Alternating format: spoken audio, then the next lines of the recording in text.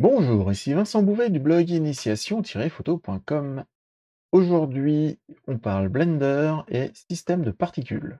Alors, nous voici dans Blender et je vais vous montrer comment créer un système de particules. Vous avez pu voir dans plusieurs de mes photomontages, j'utilise cet outil assez régulièrement pour faire tomber des objets, un peu comme une pluie ou des choses de ce type-là.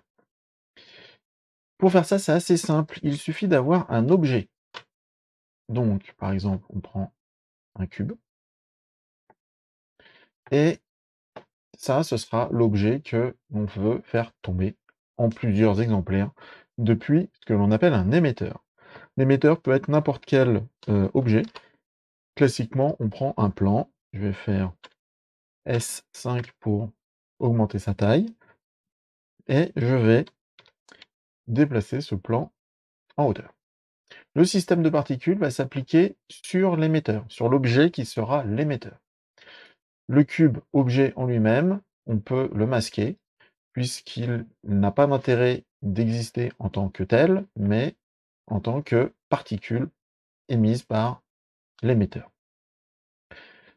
Donc une fois qu'on a fait ce plan, on va dans la partie propriétés des particules et on vient créer un nouveau système de particules. Il y a deux types de particules. Aujourd'hui, je vais vous parler uniquement de la partie émetteur. C'est-à-dire que soit vous avez des particules, quand j'appuie sur la barre espace, ça va lancer l'animation qui tombe, soit vous avez un système de particules qui se trouve être comme des cheveux dessus.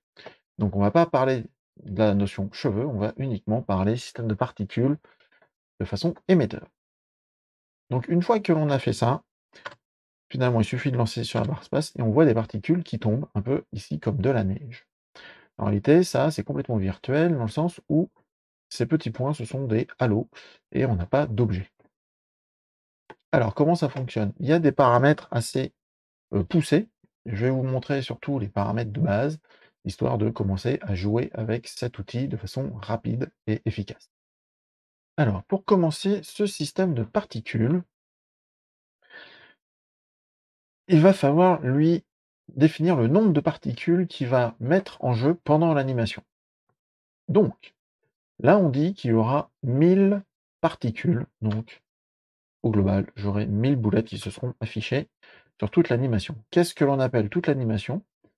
C'est l'animation qui va démarrer à la frame 1, donc ici la première, ici il y a une particule, jusqu'à la frame 200.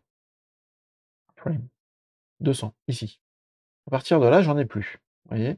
J'ai plus de particules qui, sort du plan, ça s'arrête. Donc l'animation, pendant entre la frame 1 et la frame 200, on aura eu 1000 particules qui seront tombées comme ça, progressivement. Ensuite, on a ce que l'on appelle la durée de vie de la particule. On voit que les particules qui sont émises, hop, les premières particules, elles disparaissent à ce niveau-là. En fait, elles disparaissent à partir euh, de, du moment qu'elles ont 50 frames de durée de vie. Si on augmente ici à 76, on va voir que les particules vont aller beaucoup plus bas et l'effet de suppression arrive à la frame 76.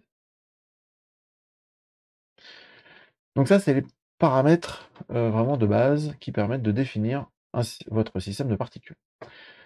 Il y a des petites astuces à avoir, c'est-à-dire que par exemple, si vous voulez faire un lâcher simple, vous pouvez dire que j'en veux 100 et je veux les émettre toutes d'un coup. Je mets là, hop, la frame 1 et quand je fais ça, hop, j'ai simplement 10 particules là qui viennent de tomber. J'ai saisi 10, si j'en voulais 100, je reviens là-haut et dès la première frame, j'ai 100 particules qui viennent de tomber. Ça peut être intéressant si vous voulez faire tomber rapidement tout plein d'objets dans un espace, dans une bassine par exemple, et pour avoir le bon placement des objets de façon naturelle, et bien avec d'autres fonctionnalités de collision, vous allez avoir les objets qui vont s'imbriquer correctement. La deuxième chose qui est importante, c'est ce qu'on appelle le rendu.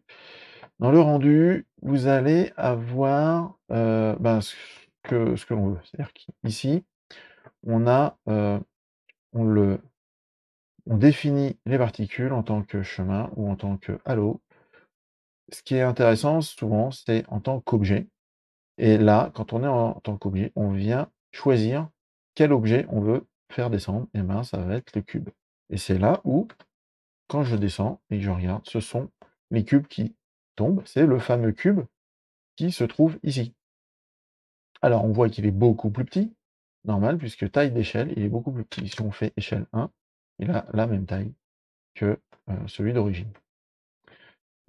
Donc là, c'est très facile de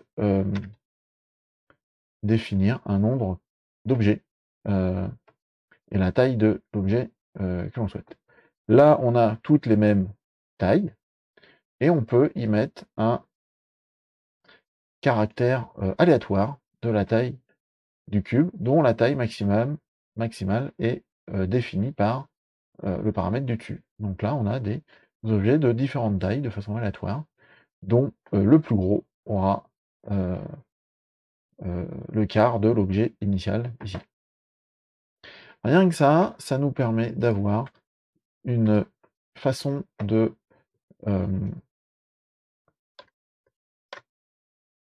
des objets de façon aléatoire et d'émettre un système de particules facile. Une fois que l'on a ça, on prend notre point de vue dans notre caméra.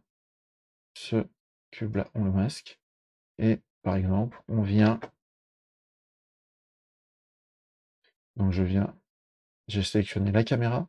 Je vais dans Vue, j'active Camera to View et en fait, ça va être le point de vue de ma caméra qui va primer sur ce que je vais voir.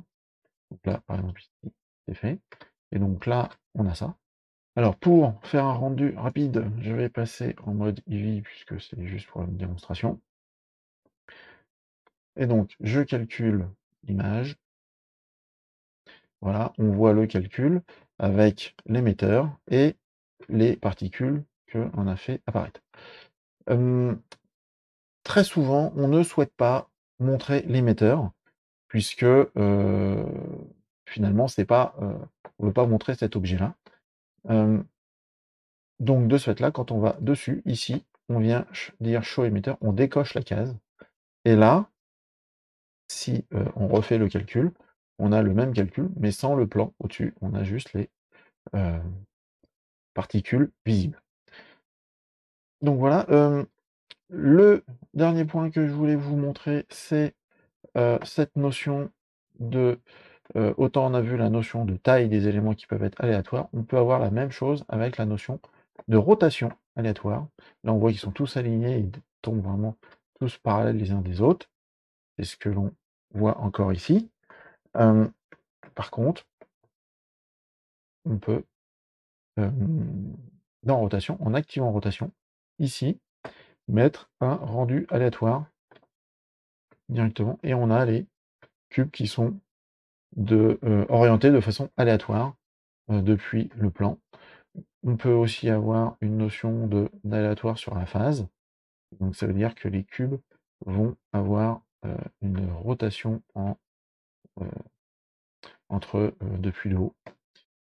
Donc voilà, c'était un tuto assez rapide pour juste vous faire toucher du doigt un petit peu ce que c'est un système de particules dans Blender et comment à peu près le mettre en œuvre de façon assez rapide pour ensuite définir une image que vous pourrez intégrer dans vos photomontages. Si vous avez aimé cette vidéo, je vous invite à cliquer sur le pouce vers le haut, à vous abonner à la chaîne YouTube et à partager celle-ci avec vos amis. Mais le top du top est de vous abonner à mon blog initiation-photo.com en scannant le QR code affiché à l'écran. Et vous recevrez en échange mon livre sur le chemin de votre inspiration. Merci beaucoup, au revoir et à bientôt.